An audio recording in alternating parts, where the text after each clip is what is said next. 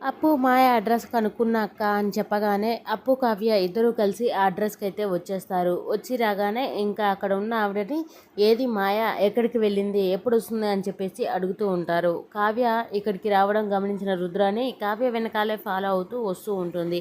ఇంకా అప్పుడే అడుగుతున్న కావ్య ఇలా వెనక్కి తిరిగి చూసేసరికి మాయ అయితే ఇంకా ఒక బ్రీఫ్ కేస్ పట్టుకొని అలా లోపలికి అయితే వచ్చేస్తూ ఉంటుంది. వెంటనే ఇంకా కావ్య ఇలా అంటూ ఉంటుంది, మర్యాదగా నేను అడిగే అన్నిటికీ సరిగ్గా సమాధానం చెప్పు అని చెప్పేసి అంటూ ఉంటుంది. ఇంకా వెంటనే నిజమైన మాయ అయితే షాక్ అవుతూ ఉంటుంది. ఇంకా నువ్వు నిజం మాట్లాడితేనే సరాసరి అన్ని నిజమైన నిజాలే చెప్పాలి అనగానే ఇంకా అక్కడ సూట్ కేసుని వదిలిపెట్టి వెళ్ళి పరిగెత్తుకుంటూ వెళ్ళిపోతూ ఉంటుంది మాయ. ఇంకా వెంటనే అప్పు కావ్య ఇద్దరు తన వెనకాల పడతారు.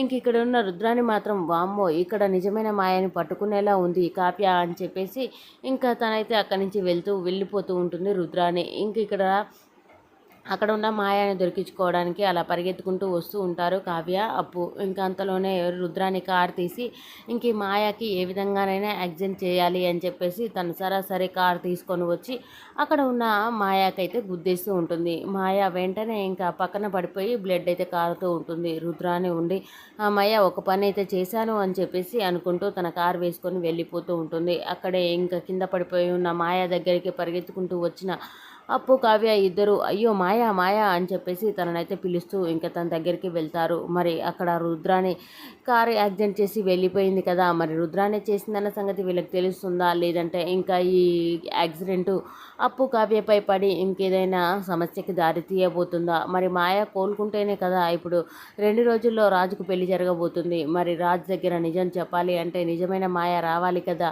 మరి కావ్య జీవితం ఖరాబ్ కాకుండా ఉండాలంటే ఈ మాయ లేవాలి. మరి మాయ మంచిగా ఉంటుందా, లేదంటే మరి ఇంకేం జరగబోతుంది అనేది ఇలాంటి మరిన్ని లేటెస్ట్ అప్డేట్స్ అన్ని కనుక్కోవడం కోసం మన ఛానల్ అయితే సబ్స్క్రైబ్ చేసుకోండి friends. Please do subscribe. Thank you for watching.